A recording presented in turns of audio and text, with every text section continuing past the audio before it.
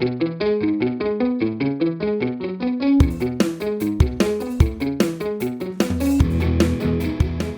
everyone, welcome to another episode of the Aussie Game Podcast where we talk all things Australian football, and there's heaps happening. As always, we're going to kick it off with some big news out of Scotland. Then we're going to go through an overseas wrap. We'll touch a bit on our national teams, a fair bit happening in that space, and then we'll look at the A-Leagues and everything happening here in Australia. So here to help me go through all that is Mopper. How are you doing, mate?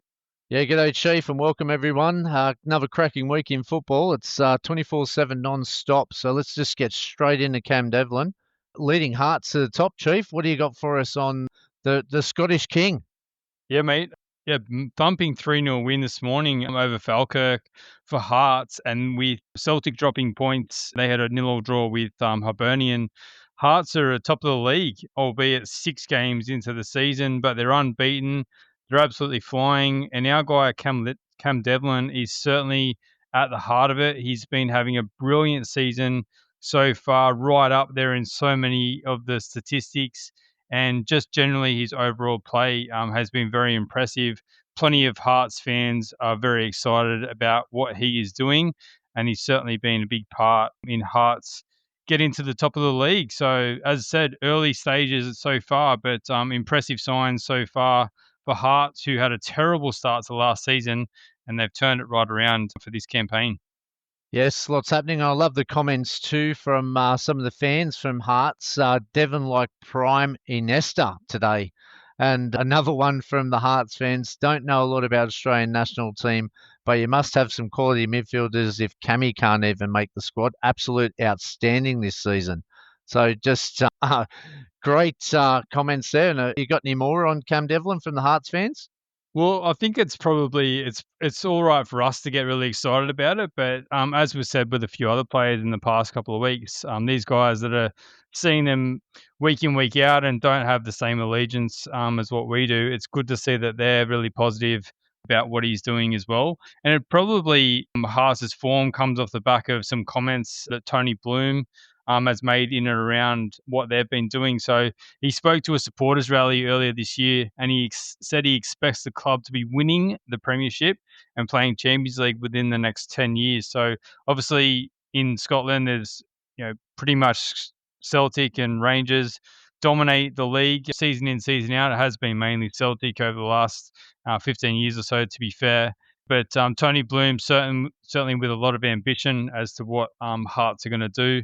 And he even made another comment just last week saying we've got a very good chance of at least being second this season. So obviously that is to do with Rangers having a very slow start to the season. But on early form, it looks like they're going to push Celtic along in the league. And we thought that Celtic were going to run away with it, but maybe they're going to have a bit of competition there with Hearts. And as I said, Cam Devlin right in the middle of it. And he's certainly offering a lot, isn't he, for Hearts, and a great leader in the middle of the pitch. Hearts are definitely off to a fantastic start. So there's a couple of comments from a couple of viewers, Chief. Do you want to go through them? Yeah, I think as well as much as the positivity around Cam Devlin, we posted something this morning on social media in regards to him being recalled to the Socceroos set up, and certainly something that I think Tony Popovic should consider. I thought he was a bit unlucky to miss out in the Soccer Ashes series, but I think he's going to be well in the calculations come the next window against Canada and the USA. But some of our followers on X didn't agree, saying he doesn't offer much besides ball winning, whereas the midfielders we have coming into the national team now have technical breakthrough ability and playmaking alongside finishing. One compared him to a terrier, with someone else coming back and saying, no, he's a ball winner unless you don't want the ball. So some heated conversations on social media in regards to Cam Devlin. But what do you think, mate? Do you think he's due a recall into the Socceroos squad for this upcoming international window? Yeah, I definitely think he's worth a chance. Like, I don't think he'll let you down. If you look at what Popa does and how Popa plays, he fits the bill. He fits Popa's style is. Look, that midfield, they're all pretty even across the board with the Socceroos, in my opinion. But Cam Devlin, don't forget, too, was in the 2022 squad for Qatar. So Graham Arnold's, he didn't get any time in Qatar, but he was picked in the last World Cup squad. So he's definitely in the reckoning in that Socceroos mix, and he's always been around or on the fringes. He's definitely got off to a great start. Yeah, what better way to be top of the table in Scottish Premier League and playing every minute of every game? So that's exactly what we want every Australia player to aim for, and I think he's got a great opportunity. And looking at Yazbak and all that, Yazbak's probably exactly the same. He's a ball winner. He doesn't transition the ball much, but you do need a different style of players in there. Max Ballard showed a little bit more balance in the last one against New Zealand. So yeah, look, he's definitely a shout, and yeah, good luck to him. I just like the fact we've got an Australian competing at the top of the league in Scotland over there, and Hearts are off to a fantastic start. So it's a feel good story. And if it gets rewarded with Socceroos jersey, I won't be too disappointed. But I can understand all the points from the viewers. They're very valid in what they're saying. You do need someone to transition the ball, but you also need 10, 15 minutes if you're 1-0 up to shut the game down. So, plenty of good options there and plenty of great feedback from everyone. Yeah, it's a good point around having versatility. If you need to shut a game down, potentially him not in a starting role but coming off the bench. And I do think it's a great point you make around him playing minutes, because it's not something that we can say about all our current Socceroos players who are getting kind of bits and pieces of minutes. So I think that's certainly in his favour. And you've spoken before about the contrast we need in that midfield balance as well. So if we do need a ball player next to a ball winner, I think he could potentially partner with someone in there if we pick the right combination. But I guess we're going to see pretty quickly, because we're expecting that Socceroos squad probably later this week. So it's exciting times for Cam Devlin. Yeah, congratulations to you. I think you're doing a fantastic job there at Hearts, and let's see if you can push on to something really special this season. They've got Hibs coming up next in the big Edinburgh derby, so there'll be plenty of spice in that one, no doubt. So we'll keep an eye on that one. Wouldn't it be great seeing Hearts win the Scottish Premier League and Celtic and Rangers not be in that race? So I'd love that. Something different, and an Aussie winning the Scottish Premier League. So yeah, good luck to him. I know it's only early, but yeah, credits where credit's due, and fantastic role, and Hearts fans very excited by our little Aussie devil. I think it'll probably be the best thing for Scottish football, right? The 100%. criticism is always that it's a two-horse race, and Yeah. as Celtic have really dominated the last 15 years or so. So to have a bit of a different interest in it would be fantastic. All right. Let's go on to some midweek highlights. And we've had a massive week of football news and football stories, and plenty of cup games, league games, European games during the week. So we'll just give you a snapshot of the best that we've got. Early in the week, we had world news on the Ballon d'Or for 2025 awards. Arsenal were awarded the Women's Club of the Year after their success in the Champions League, and they were also runners-up in the Women's Super League, with our girls Caitlin Ford, Steph Catley and Kyra Cooney-Cross part of the Team of the Year for Arsenal. What a great recognition for their fantastic year last year, winning the Champions League and runner-up. Any thoughts on that one, Chief? No, just a huge congratulations to the girls. Just want to add as well that Steph Catley finished 29th in the women's votes as well. So what a huge achievement for Steph Catley. And look, that team's going to look to push on again this year. Hopefully a few more minutes for Kyra Cooney-Cross. But other than that, no complaints. All right, let's get back to the football pitch. We had an all-Aussie battle earlier in the week, Millwall and Watford. Tuesday morning, we seen Nistroy Irukunda versus Massimo Luongo go head-to-head. Massimo took the spoils. The Millwall team won 1-0, and a stunning free kick put Watford away. Unfortunately, Watford had more possession and shots, but failed to break Millwall down. And Nistroy had a game where he had 2 shots, and Massimo also played a full game in that one. So Millwall took the spoils. In China, we've got a cracking title race. And early on this week, when we were obviously closing off our podcast last week, the Clash of the Warriors in an all race for the title Chinese Super League, seen all teams that are in the top 4 all play each other. And as we just finished our podcast, Muscat side Shanghai Port prevailed 3-2 over Beijing. They were temporarily at the top of the table before a late equaliser by Chengdu over Shanghai in a 1-1 contest seen Chengdu go level and up on goal difference.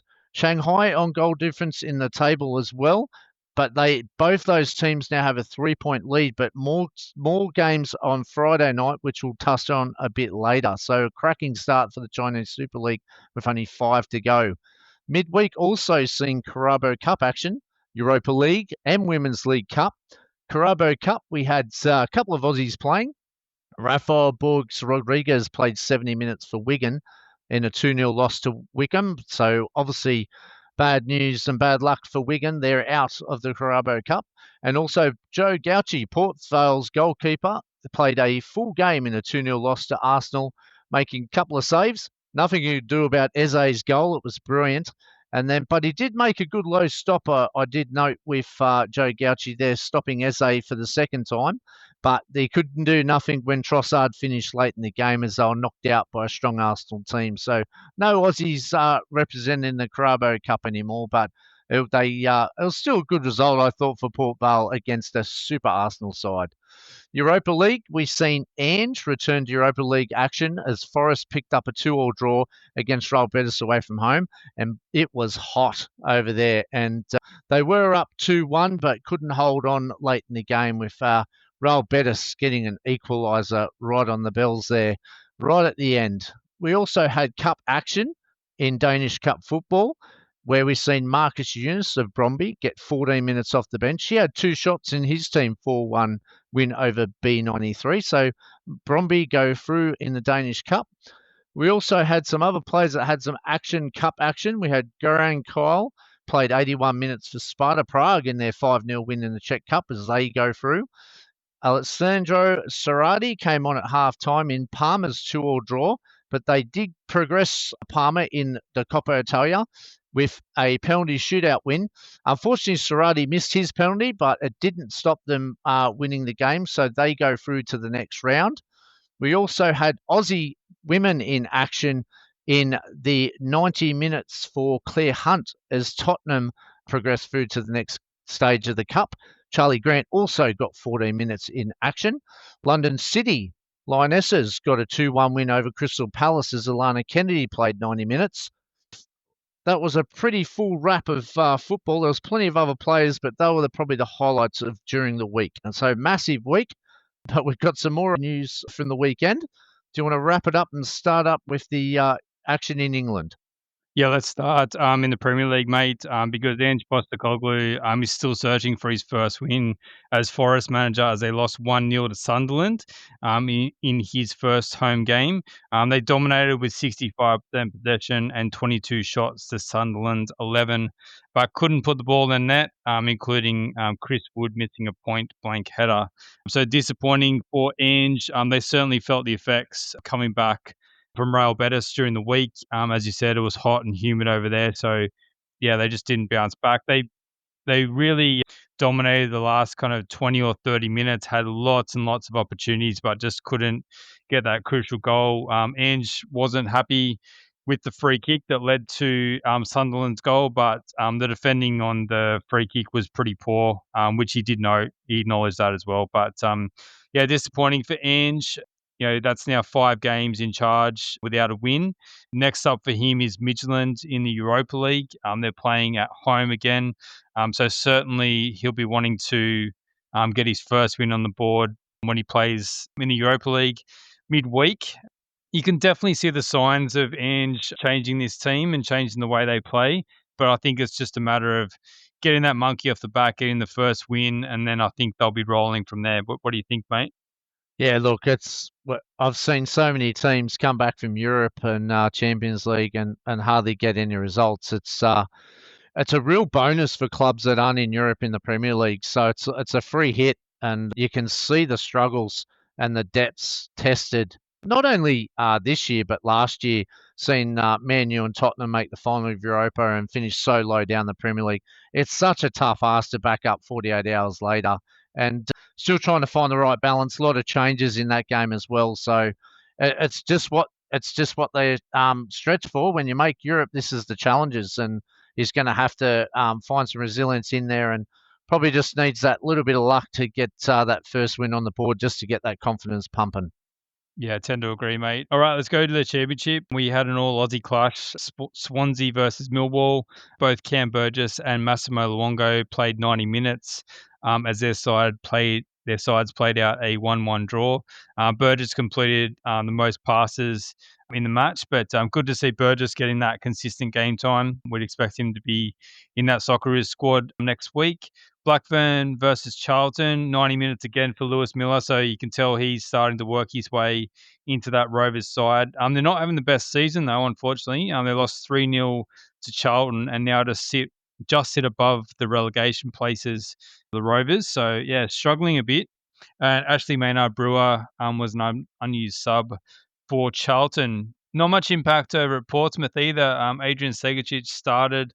He started in the 10. He has been playing out in the right, but got his chance in the 10. Played 62 minutes. Didn't have a lot of impact in the game. Hayden Matthews was brought on late, but they lost that one, Portsmouth. So a bit of pressure mounting on them as well. Watford, Nestor Irankunda, his team came from a goal down to win 2-1 over Hull. Irankunda played 83 minutes up front. I saw that Simon Hill got the call for the game, which he was pretty pleased with over there. So he said he's excited to watch Irankunda again, which is a nice touch. In League One, Port Vale, Joe Gauci recorded his third clean sheet of the season as Port Vale beat Barnsley 2-0. Barnsley did fail to get any of their 13 total shots on target, so probably not the busiest afternoon for Joe Gauci, but good to see Port Vale picking up some points. Over at Wigan, 7 minutes off the bench for Rafael Borges Rodriguez. They lost 2-0 to Cardiff. This is some terrible news for Caleb Watts. We did mention a couple of weeks back about him getting taken off really early in a game against Luton, but it's been confirmed that he's going to be out for up to 4 months because he needs surgery on a hamstring injury, which is so disappointing for him. He was in some really good form, scoring some goals. He had started all eight of Plymouth's League One games so far this season. So we wish Caleb Watts a speedy recovery and hopefully he can get back on the pitch very soon. Very sad news, and we wish him all the best in his recovery, and we look forward to seeing him in the new year when he gets back into it. Last one in England, the WSL. There's a few more games to be played tonight, but Arsenal played Aston Villa last night. I watched the first half of this one. I can't believe that they drew with Villa. They were so dominant. They were all over them. But yeah, the matches ended up in a 1-1 draw with Villa. Steph Catley played 90 minutes and Caitlin Ford got 25 minutes off the bench. Kyra Cooney-Cross, as mentioned earlier, was an unused sub. So yeah, disappointing result for Arsenal. I'm sure that's one that they would have thought they would win based on their dominance in that game. Yeah, disappointing result, and especially with Chelsea and Man City, and Man U making all good starts, but 2 drop points. But Villa are a very competitive team. What about in Scotland, mate? As we go over, we spoke about, Cam Devlin. What about the other teams over in Scotland? Yeah, we had another all-Aussie affair, although the Aberdeen boys didn't make the pitch. But it was the late show with Johnny Katrumbis opening the scoring. After a nice turn, he hit a very tame shot at the keeper who fumbled it in. But then Apostolos Stamstolopoulos popped up with a penalty with both goals coming and second half stoppage time to win 2-0. So piling more and more misery on Aberdeen, unfortunately. And yeah, Nicholas Milanovic, Nick Suman were unused subs at Aberdeen, and Cassini Yengi didn't make the matchday squad. Over at Hibs, I mentioned earlier, they had a 0-0 draw with Celtic, which is a great result for them. They're still unbeaten this season with 1 win and 5 draws. Jack Iredale played a full game for Hibs and Martin Boyle playing 67 minutes. So good start for Hibs. I'm sure they would want to turn a few of those draws into wins, but certainly a good result against Celtic, a 0-0 draw. Dundee United, Zach Sapsford missed a penalty in a 90-minute performance that saw his side fall 2-0 to Kilmarnock, and Ryan Strain was an unused sub for Dundee United. So bit disappointing results in Scotland, unfortunately, outside of obviously Hearts and Motherwell. Do you want to touch on Spain, mate? Yes, Levante, Matty Ryan picked up another point in a crucial 1-1 draw. Getafe's been on fire at the start of the La Liga, but that keeps them, obviously, Levante out of the relegation zone, that important point. They were 1-0 up, but unfortunately let a goal in the second half. Over in Germany, St. Pauli go down 2-1 to Bayer Leverkusen as Conor Metcalf gets 10 minutes off the bench. Jackson Irvine remains injured as they manage his injury. In Netherlands, Eredivisie, NAC Breda, Max Ballard sent off in Breda's 2-1 loss to Ajax. Ajax is right up the top of the table, so a bit of a disappointing result there that they couldn't hang on. And obviously, Ballard's in the bad books Yeah, getting Iron sent Man, off. Iron Man, I'll get a rest, mate. Get a week off. That's not like him. I thought Maxi Ballard's such a nice fella, so maybe it was a poor refereeing error. Heracles, we had Aiden Hurustic provide an assist and had the most tackles as Heracles recorded their first win, thank God, as they beat Sparta Rotterdam 3-0. So that's a great result. They desperately needed that one. And Hurustic, good to see the defensive side of it. Well, we see much of his ball playing style, but making the most tackles. So that's a really good confidence booster there. We obviously go over to the lower leagues in the Eredivisie. Next league down with Cam Pepion, who's been on fire. ADO Den Haag go top of the second division with a game in hand, so massive result there. The 23-year-old Cam played 58 minutes in their 3-1 win on Saturday morning, and obviously pushing for promotion. That would be great to see Cam. He's a great player, great young player. In Rota JC, Josh Nisbet played the full 90 in Rota's 2-1 win. They move up to fourth, so that's another great result for the Aussie. Croatia, Hadžić Split. We've got Frank Karacic produced a man-of-the-match performance. We're a bit worried about these boys. They haven't been getting much game time lately, but he had an assist in a 90-minute performance against his former club. Kalik also scored after coming off the bench as well in the last 30. So great result for the Aussie boys because they've been struggling for minutes in the last few weeks. Over in Austria, we had a clean sheet for Jacob Italiano. He's been in great form as well. He had a 90-minute performance as Grazier had a 0-0 draw with Reed. Grazier still winless though this season, which is a bit of a concern. Over in Portugal, Santa Clara, Anthony Carter starts, but is taken off over 41 minutes. Santa Clara's 2-1 loss to Tendelo. Do we have any information on that one, Chief? Getting taken off? I had a look for it. You just assume it's an injury being taken off that early, but couldn't see any information. But we'll try and dig that out for next week. Yep, hope he's okay. All the best for Anthony Carter. Norway Viking, Gianna Stennis got 24 minutes and Nick Assassino got 33 minutes off the bench as Viking conceded 2 late goals to draw 3-3. They'd be devastated on that result. Czech Republic, Sparta Prague. We talked about Graham Cole having a midweek win in the Cup. He got 10 minutes off the bench in a 3-0 win. They play Shamrock Rovers in the Europa Conference League, which is midweek, so it'd be great to see Graham Cole back in Europe. Christian and Stards, there's Malmo. Big game for Malmo. Full game for Amy Sayer and 79 minutes for Remy Simpson as their side scored a late 1-1 draw with Malmo, who, hey, Courtney Nevin also played 21 minutes off the bench in a tight contest. In the J League, we had Macheda Zelvia. Mitch Duke gets a rare start, but is substituted at half-time, and his side scored late, though, to win 1-0, which is a positive, and keep their hopes of qualifying for the ACL alive. So that's a wrap over there. We'll go to USA, Chief. What have you got over in America? Yeah, a few mixed results for our boys in the MLS. Archie Goodwin got just the 3 minutes off the bench. I mean, his side's 4-1 loss to Montreal. Really rough day for Kai Rolls as his DC United lost 6-0. Rolls did complete the most passes with an accuracy of 93%, but I don't know if that would mean much to him after the 6-0 loss. Aidan O'Neill played 82 minutes as his side beat New York Red Bulls 3-2 in the New York Derby. And then Nashville, 57 minutes for Patrick Yazbek, who also won the most duels and had the most tackles in the game we spoke about. Comparing him to Cam Devlin, they're both getting stuck in, aren't they? Yeah. And then we had 3 minutes off the bench for REFPL in their 3-1 win to keep their playoff hopes alive. They're a couple of places outside the playoffs with, I think, 3 games to go. So they'll be hoping that some results can go their way and they can sneak in. And then over in the NWSL, Portland Thorns, Mackenzie Arnold, she made 4 saves, but it wasn't enough as her side went down 3-0 to Gotham FC. Watch the highlights of this one. Very little Mackenzie Arnold could do for any of those goals. She didn't get a lot of support from her defence. Caitlin Torpey got 6 minutes off the bench for Portland Thorns. Okay, we're going to finish part 1 with the title race in China because it's all coming down to the wire with 4 games to go.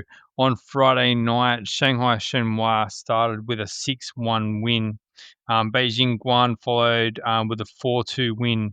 And then it was over to Kevin Muscat's side, Shanghai Port, who scored a late winner in the 7th minute of stoppage time to win 3-2 over Wuhan Three Towns. And then it was over to Chengdu Rongcheng, who had the chance to keep their lead at the top of the table. They had a 3-0 lead, and then they conceded 3 goals to throw away that lead, including an equaliser in the 10th minute of second half stoppage time to draw the game and relinquish the lead to Shanghai Port, who now sit on top of the Chinese Super League with only 4 games to go. Can Kevin Muscat do it and wrap up the Chinese Super League title? We'll wait and see, and we'll bring all the updates to you as they come over the next couple of weeks. All right, that's going to do us for part 1. We'll be back in part 2 to talk our national teams and some awards.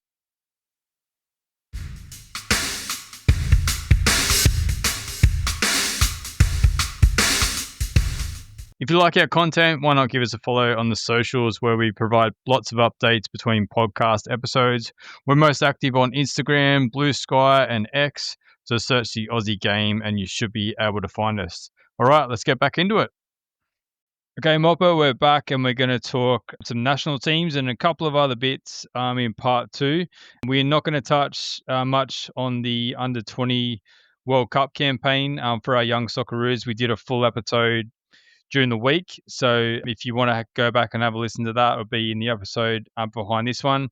Probably a few things I just wanted to mention in terms of updates since we released that episode. So Nathan Amanatides and Zach Lizalowski have both been withdrawn from the squad. The squad was always going to be cut down from 23 to 21.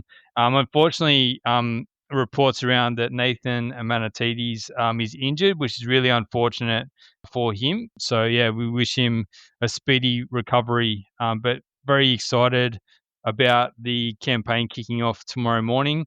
We did see also that the Young Socceroos had a friendly against Nigeria. They went down 3-1. Jalen Pearman scored an absolute cracking goal. He beat about 3 players, opened himself up, and put it up in the top corner. It was an absolute screamer. Yeah, if you hadn't had a chance to have a look at the goal, jump on X and go to the Aussie Game. We've got the video of the goal on there. And, yeah, it was great to watch, isn't it? Hopefully we see some of these in the World Cup group stages, and hopefully we get through with more goals like that. Yep, so the campaign kicks off tomorrow morning against Italy. There's a good chance you may have watched the game before you listen to this, but let's hope that they can get their campaign off to an absolutely cracking start. Our full Socceroos, I'm probably expecting a squad this Friday, Mopper. It's kind of come up really quickly since the Soccer Ashes series. So as a reminder, the Socceroos are going to be facing Canada and USA in the next window. What do you think we should expect from this squad? Do you think there's going to be some different players from last window? I think majority will be the same. I think this first half of the friendlies is definitely going to see a very similar squad. I would probably maybe say 2 or 3 changes, if that. It's interesting to see whether they take a couple more as well, because obviously I don't think we'd be restricted with numbers being a friendly. So, yeah, I don't think there'll be too many changes. A-League's still out of season, although Melbourne City did get their Champions League underway last week. So, look, I think we're going to see a very similar squad to what we've seen against New Zealand. I think for me, I think Matty Ryan is going to come in. You expect him to come in for Tom Glover. It's going to be an interesting thought around what happens with that number one role for the Socceroos. Do you think that's just a natural fit for Matty Ryan to come straight back into that spot? Yeah, I think, look, I don't think Tom Glover would have been in the squad for New Zealand if Matt Ryan already had his club and was fit. But unfortunately, due to missing Levante's pre-season and coming in late, I don't think Popa had any choice. So Ryan needed to train and play with Levante and get used to the squad. So I've got no doubt that Ryan's number one keeper. Joe Gauci's playing at a lower league now, so I don't think he'll challenge him. When Ryan's up at La Liga, he's our number one, and he's been in good form too with Levante. So I think it's straight back in, and I think you'll see him play both games. What about up top, mate? We mentioned before Zach Sapsford missing the Soccer Ashes series through injury. Do you think there's a chance he'll come in for Noah Botic, who is struggling for game time at Austria Vienna? I think Sapsford would have been in the squad to play New Zealand if it wasn't for that injury. So I definitely think Sapsford will definitely come in for Noah Botic. It'll be hard on the young man, but at least Noah's tasted the Socceroos camp. But I think Sapsford's in too much good a form. He's playing a lot, and I think that is a massive advantage over Noah Botic at the moment, who's finding his feet and been over in Europe for the first time. Speaking of players playing a lot and some others not, what about, we did touch on Cam Devlin in part one, but do you think he's a chance to come in? He's a different profile of player, you'd say, to Ryan Teague, but Teague's struggling for minutes in Belgium. Do you think Devlin might come in for Teague, or is he more of a like for like for Yazbek if he is to come into the squad? Oh, definitely it's more like to like for Yazbek. I think Teague offers a little bit more flair. I think Yazbek and Devlin would be the ones that you'd probably profile against. Look, I don't think Yazbek had a very good time of it against New Zealand, and I think it showed by Popa's reaction in the first game. Let's have a look at Cam Devlin. He debuted for the against actually New Zealand back in 2022. As I said, he was in the World Cup squad 3.5 years ago in Qatar. He didn't see any time, but he's always been on the fringes and was in Graham Arnold's forts as well. He's been capped 4 times, and he's been capped in the lower Australian sides 2-3 times. He's been in Hearts for a good 4 to 5 years now. He's got 112 caps in there. I think why not? He's playing every week, and I think he needs to be there, or he needs to be at least have the opportunity to test himself with Popa. I got no doubt with Popa's eyes that he's been looking at Devlin for a fair while, and I think you'll probably see him in this squad. Whether it is Teague out or Yazbek out, I'm not too sure, or whether they extend the squad by a couple and just add him in. Yeah, it's a very interesting, probably in a more broader context, how Popovich treats this window, because he does have to balance the fact that he wants to look at some new players, but then he also wants to start to build that continuity within the squad. So he's probably not going to want too much chopping and changing, but he's also going to want a chance to see some players. I wouldn't be surprised if Cam Devlin's in that squad just to have a look at him. And I do wonder how much the game time is going to play on Popper's mind in terms of players playing. So I guess we'll wait and see on that one. Do you think we're going to see any A-League based players? The A-League starts a week or the week after the weekend after this international window. So do you feel there's much point bringing in A-League based players at this time? Definitely not. It's There's still, I know they're in pre-season, they're building towards the A-League, but there's just no point. They're not match ready. We've seen in the Asian Champions League how much Melbourne City struggled to be on par and to be on speed. It's just going to be no different, and that's no disrespect to the A-League players whatsoever, because there's a few of them that would be challenging this squad, but they're just not ready, and they're not game fit, and the Europeans are way in front by 3 or 4 months. So I think it would be not a good move, and I think Popper's said in a statement before that the European players have got an advantage in this first half. So I don't think any A-League players will be in there. I think it would be a very similar squad to against New Zealand. Yeah, I tend to agree, and I'm kind of even struggling to think of a player to bring in from the A-League that's going to be an upgrade on what we currently have. We did put a poll out a few weeks ago, and there were a few kind of different thoughts and opinions on stuff. But yeah, I just look at the options available, and it's probably not until they're going to start their season and show some good form that Popovich is going to have any kind of base to look at anyway. So yeah, outside of say MacArthur and Melbourne City competing, and maybe extend that to Newcastle with the Australia Cup this weekend. But yeah, other than that, I don't think there's these preseason games aren't going to tell him much. So No. I don't see there's much reason bringing them in. No, you've seen the blueprint, and it was full of success when we went away to New Zealand. Yeah, we had our struggles at home, but we still won, and we're still effective. So when we went over to New Zealand, you've seen the blueprint for the future. And look, they've got a lot to catch up on, and you've seen some exciting talent come through that a lot of Australian football fans have been waiting for, and they really stood up and they raised the bar even higher. So I just can't see it. And you're going up against USA and Canada, both teams that are up there in world football. So, yeah. All right, two-part question for you. Will we see Segecic again in this squad? He's not showing the form that he did that got him picked for the first squad. He has had a bit of a drop-off at Portsmouth. And if we do see him, will he get some game time? It's probably the most nervous I am about this squad. I do personally really want to see him be a part of this squad. But the problem is he was left out at the second game completely. Now, I don't know what the relationship is. I'm not close enough to know what the words are. But look, from a performance point of view, he's had a great start still at Pompey. He's still starting. He's still playing plenty of minutes. It's just a no-brainer that he's still in this squad. He's one for the future, and he's got some fantastic talent. Now, look, I don't know where the relationship base is at or what their thinking is, but I reckon it'd be silly to leave him off the plane. You cannot leave him out when he's playing in the championship at a good, decent level, and he's starting, which is a lot higher than what a lot of other players are. So, look, I think Segecic has a lot to offer. Look, I know the rumours, I know the whispers, but if green and gold's his way, then Popa's just got to find that way to keep that relationship and give him some time. He needs time. Again, if he's not going to go over to America and Canada and play, but I don't know. I think Popa's a bit playing mind games here too. He's just putting it out there with the camp to say this is a taste of it.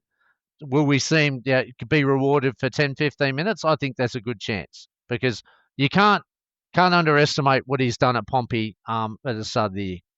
It seems to be the way that Popovich is going with the last couple of debuts he's given out. So come into camp, get a taste of it, and then the next time you're in the camp, you're likely to get some minutes. So we did see similar with some other players like Jack Iredale, Anthony Calick as well in that Soccer Ashes series. So yeah, if those guys get called up again, we might see similar for them. So I think it's a good opportunity to give him some game time.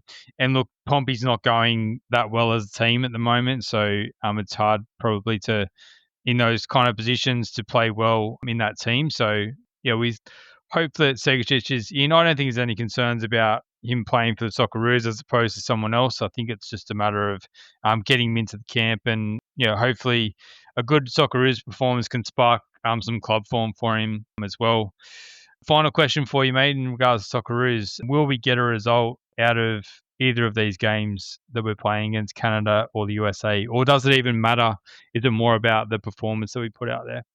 I think it's both. We talked about the result business being we still want that pot too. So I think these are still two crucial friendlies that lead to points against top nations that you get more points off the higher they are. So I definitely think it's about results. You'd be stupid not to look at pot two and go it's achievable, and we're right in that right on the edge of pot 2 and 3 at the moment. So can we get a result? I definitely think we can get a result against Canada. I think especially the way we played against New Zealand, and I think if we get a couple more things right, we can definitely challenge Canada. America, I think, will be the tough one. I think they're going to be a hard team to beat over there. But I definitely think we can be competitive, and you never know. Like, if we play the right game and the right formation, I definitely think we can challenge them. We definitely are growing, and I definitely seen a blueprint in the last game against New Zealand to give me hope and show me that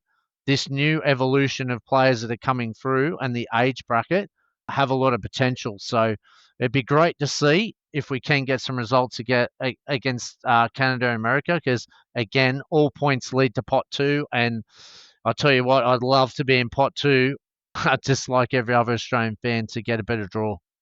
Yeah, I think also that the Tony Popovich era is still unbeaten as well. So he's going to want to keep that run going, keep that positivity going. You can certainly see a negative result having an impact on the squad. So he's just going to want to keep that momentum rolling as much as he can into the World Cup. So yeah, as I said, we probably expect the last squad was dropped on a Friday before the international window. So good chance that we'll see that squad this Friday coming. So we'll do a reaction to the squad once it's released, and we can go through that bit by bit and see who Tony Popovich has selected, whether he's going to go with a similar squad that he had against Soccer Ashes or whether he's going to look to make some changes. So Yep. exciting to see which direction he goes. Yep, and for those Aussie fans, it's on Saturday, the 11th of October at a great time, 10:30 a.m. And we play America 4 days later on the 15th of October at 12 p.m. So not bad time slots, and yeah, we'll be watching for this squad. But yeah, it'll probably be later in the week, if not earlier next week, as yeah, he doesn't announce the squads too early, the old Popa.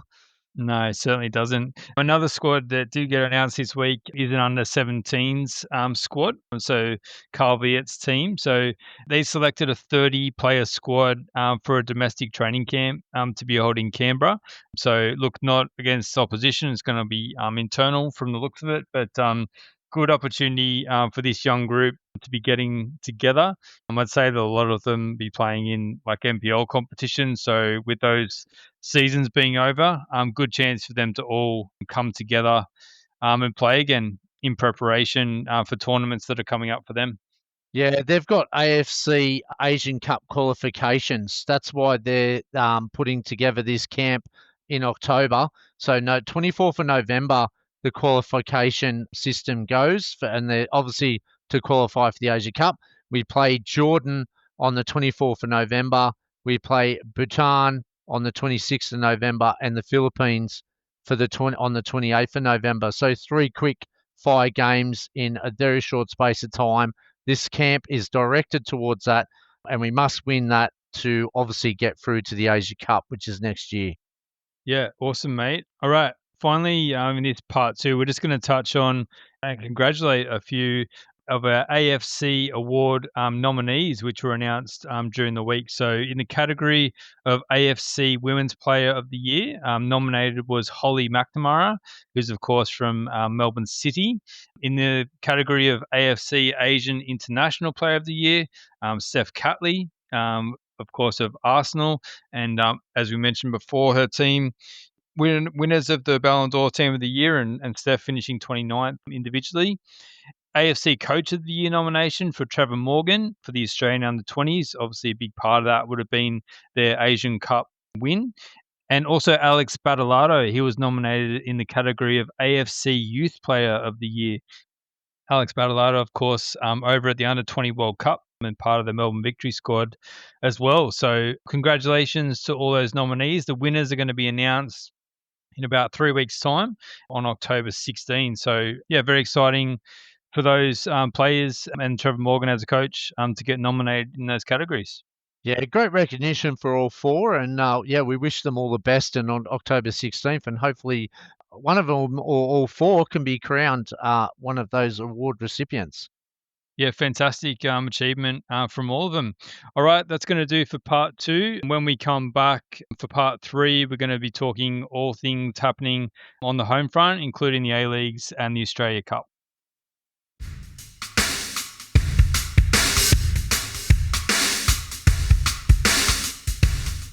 Thanks for listening to the Aussie Game Podcast. If you enjoy our content, we'd really appreciate you giving us a rating or a review on your preferred podcast platform. And if you do know of any Australian football fans that might enjoy it as well, sharing the podcast would mean a lot to us. All right, let's get back to the show. Okay, Mopper, let's touch on everything happening in the A-Leagues. Let's start with Adelaide United. The exodus from Western United continues. Jake Najovsky has signed a 3-year deal, formerly of Western United, and Israel Monga has signed a 3-year scholarship contract. And then two more on the women's side that have also come from Western United. Twin sisters Melissa and Adriana Taranto have signed with Adelaide United women's team from Western United, and then Paige Zoyce has come across from Melbourne Victory and signed a 3-year deal. There's a bit of banter there from Paige Zoyce on the signing, so that should be an interesting battle when Adelaide United take on Melbourne Victory in the A-League Women's. Over at Perth Glory, the men's team, they had a couple of games against Melbourne Victory of recent times, and they lost both of them 1-0 the first one and then 3-0. Are they looking at another poor season, Mopper? I know it's only pre-season, and they did have AC Milan. They got hammered, and I don't know. I'm not sure there's too much upside. I don't mind some of the signings they've brought in, but the results haven't been coming in pre-season.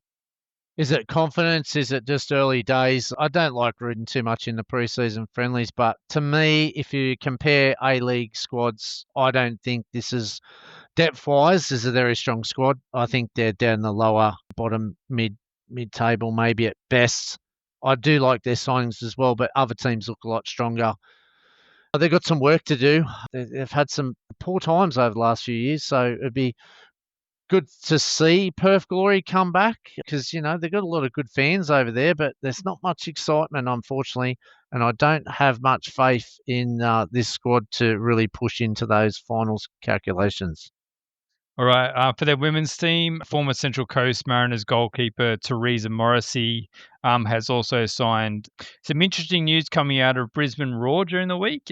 They announced that their men's squad will travel to Solomon Islands to take part in the inaugural Pacific Oz Sports Challenge from the 1st of October to the 5th of October. So in this week coming up. The trip delivered in collaboration with Solomon Islands Football Federation, the Australian Government, and Football Australia, and co-funded by the Solomon Islands Football Federation and the Australian Government. We'll see the men's squad face off against the Solomon Islands senior national team. So, interesting venture for Brisbane Roar. They had a pre-season trip over to India last year, so certainly looking at doing things differently. Probably doesn't help when you get knocked out of the Australia Cup early and you need to plan some other things around it. But interesting initiative going over to the Solomon Islands. And I think anything where we can get government support and funding is a good thing. But yeah, interesting decision for Brisbane to take their game or, to part of their preseason program over to the Solomon Islands. Yeah, a bit of exposure maybe, good trip away. So, and like you said, the key one for me is when it's government supported financially, it's good for the club. So wish them all the best in their trip over there this week. In the women's side, they announced this week that American defender Mariana Seidel has signed for the club. Over at the Newcastle Jets, they've had a few contracts as well. Lucas Cicluna, Max Cooper, and Christian Bracco have all signed scholarship contracts with the Jets. There was an exciting initiative announced by their women's team as well. Hunter Sports Centre is going to be their new training hub for the Newcastle Jets A-League women's team. We spoke a couple of weeks back about the struggles that Brisbane Roar's women's team are having with their facility. So it's nice to have some positive news there that they're going to have sounds like they're going to have some decent training facilities, the Newcastle Jets women's team. Yeah, look, the club have done a lot of great things in the pre-season, so congratulations to the both men and women's team. It looks a very good positive vibe up there and a lot to get excited about for both men's and women's teams going forward this season.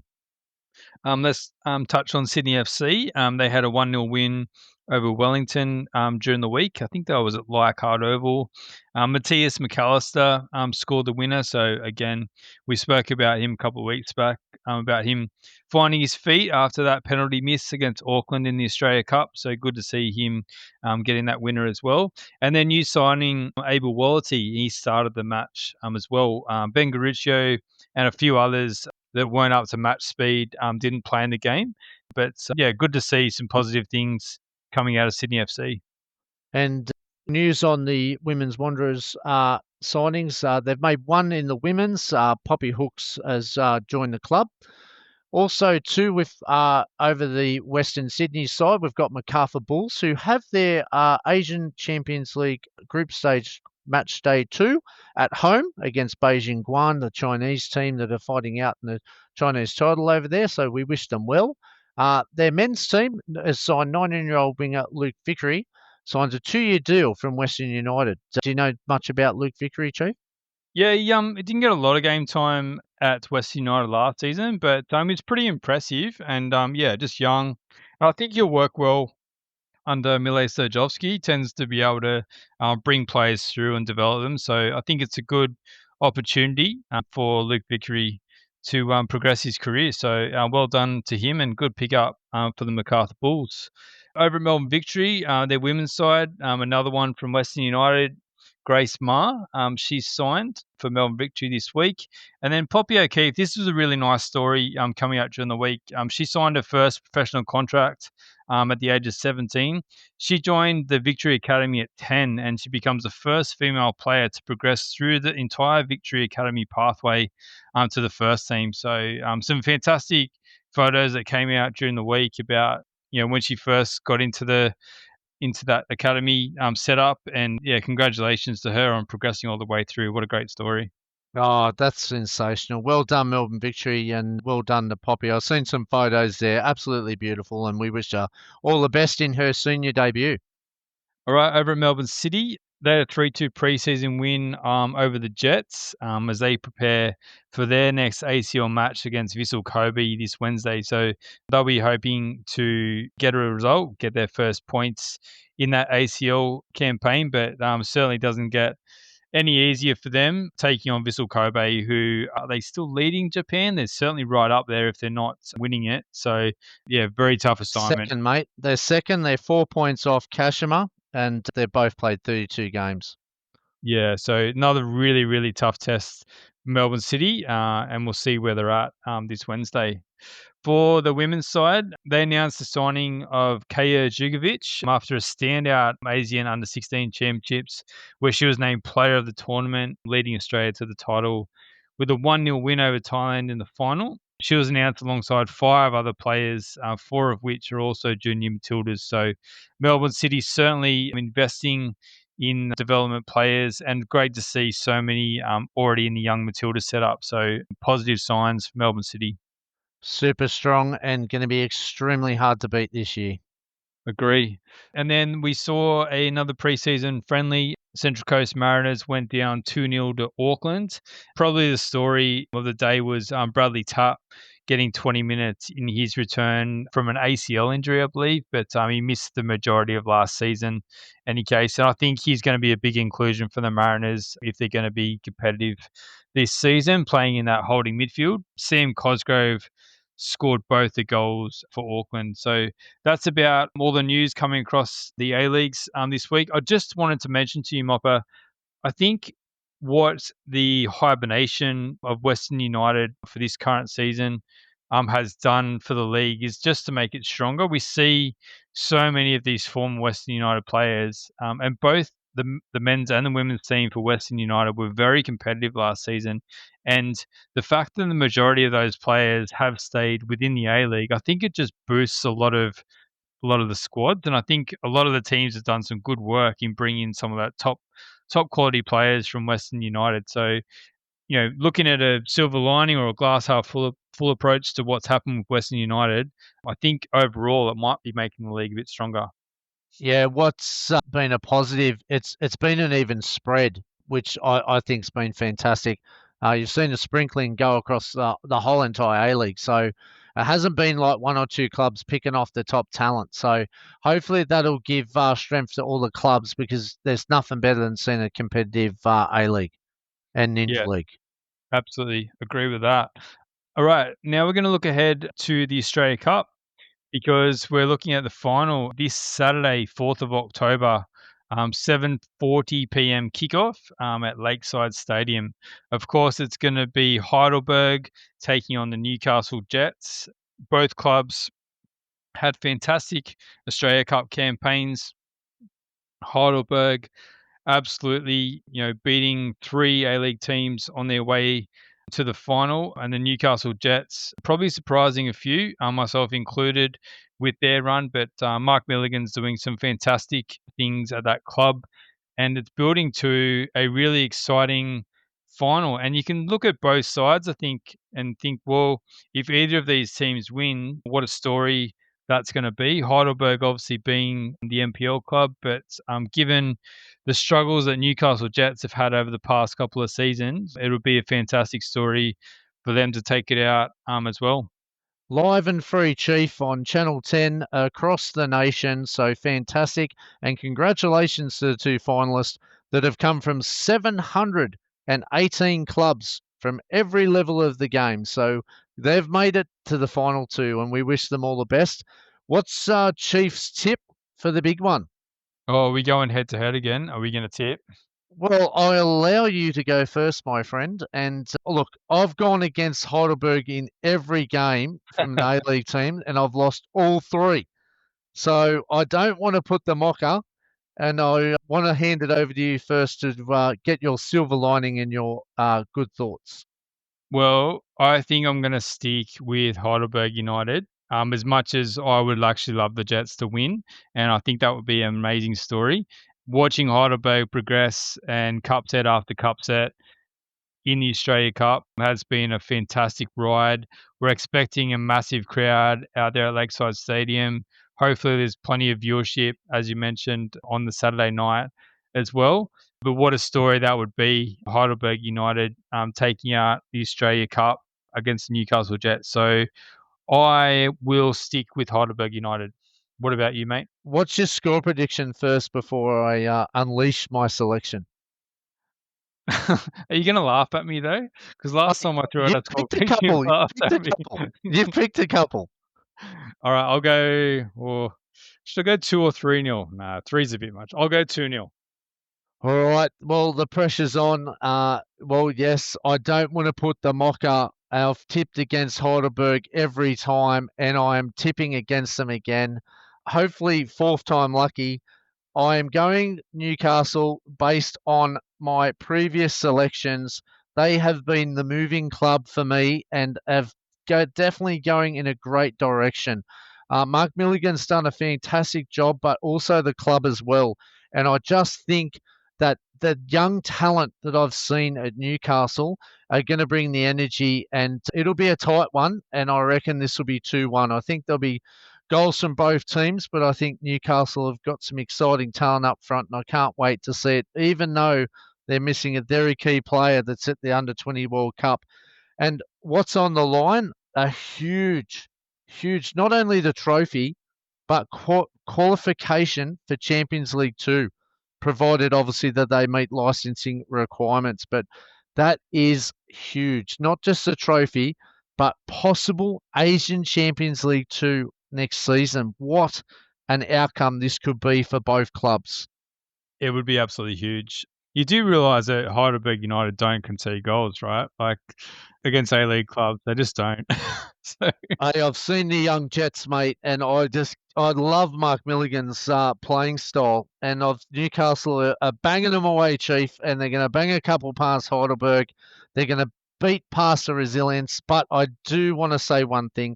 What a fantastic ride it's been for Heidelberg and everybody that's had something to do with that club.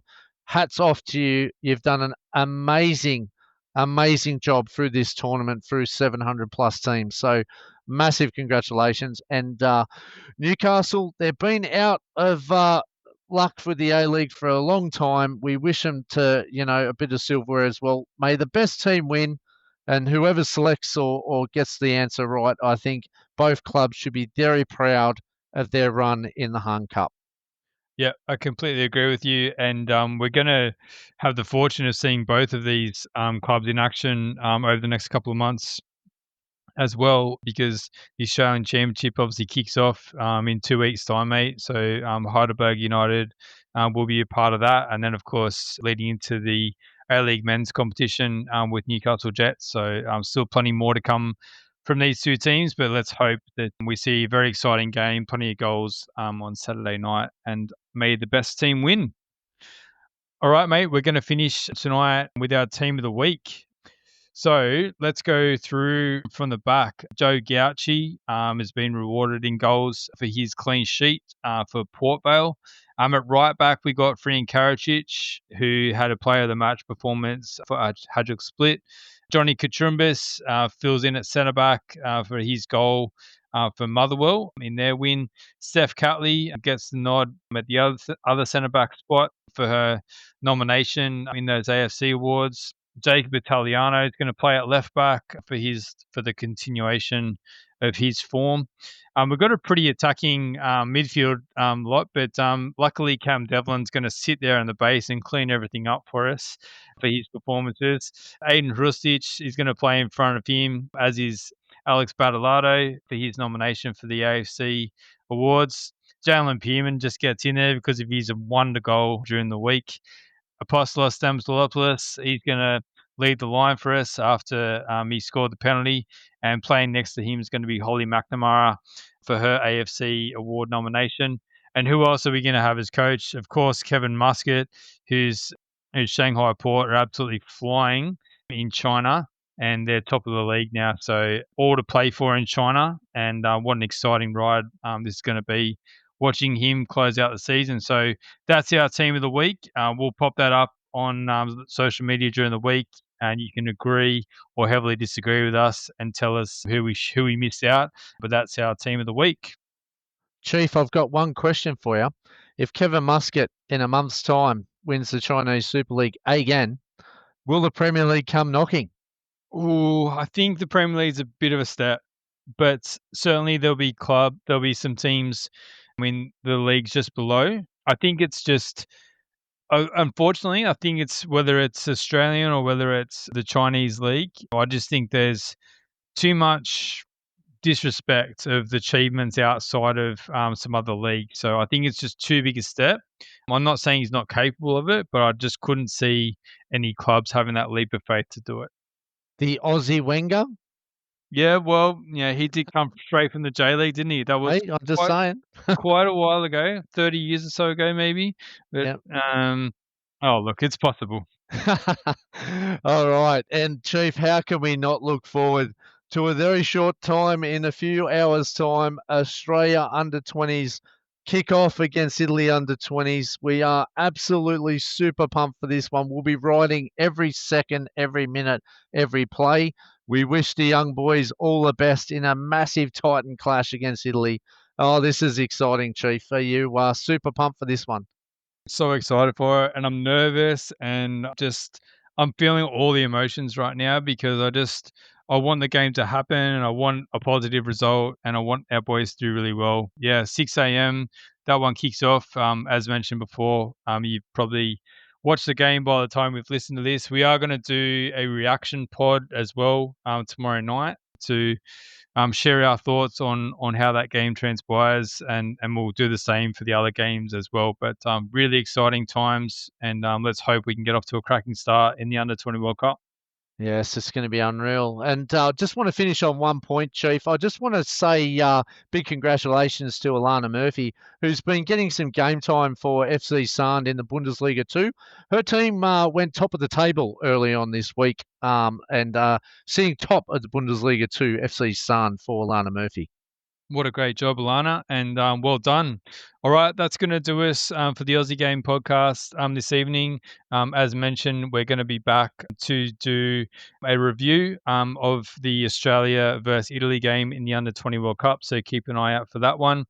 and we'll be back a couple of times during the week to a few more reaction pods. You're going to be hearing plenty of us over the next couple of weeks. So thanks for listening, everyone, and we look forward to seeing you next time.